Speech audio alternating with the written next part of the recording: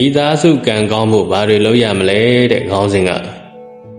အခုခေတ်မှာကဘုံဘုံတတိထားမိကြည့်သလောက်ကိုပြောရရင်လူတော်တော်များများမိသားစုကံတွေစိုးနေကြတာကိုတွေ့ရတယ်။ဟိုလူကြည့်လိုက်လဲမိသားစုနဲ့အဆင်မပြေဒီလူကြည့်လိုက်လဲမိသားစုနဲ့ပြဿနာတွေတက်နေကြတာကိုတွေ့ရတယ်။ဒါဘာကြောင့်လဲမိသားစုတွေလိုက်နာရမယ့်အချက်တွေကိုမသိတာရဲ့မလိုက်နာတာရဲ့ကြောင့်ဖြစ်ရတာပါ။ဒါကြောင့်ဘုံတရားဓမ္မတွေအတွက်မိသားစုကံကောင်းစေမဲ့ဤလန်းလေးတွေကိုဟောပေးလိုက်ရပါတယ်နော်။ကဲဟောလိုက်ကြမယ်မိသားစုကံကောင်းစေဖို့အတွက်ဆိုရင်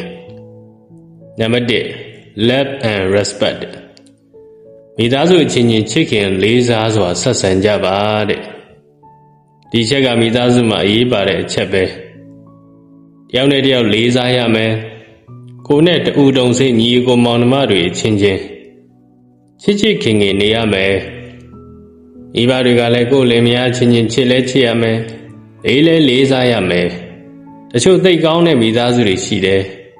သူတို့ကိုကြည့်လိုက်တာနဲ့ချစ်ချစ်ခင်ခင်နေကြတယ်တဦးပေါ်တဦးလေးစားကြတာကိုလည်းတွေ့ရတယ်တချို့ကြတော့ညီကိုမောင်နှမတွေမချစ်ဘူးအကိုတန်ဒီအမတန်ဒီမရှိဘူးမိဘကလည်းမိဘလိုမနေဘူးအမြဲဆဲဆိုပြီးရန်ဖြစ်နေကြတာကိုတွေ့ရတယ်ဒါမိသားစုကံမကောင်းခြင်းကိုဖြစ်လာစေတဲ့အချက်တစ်ခုပဲနော်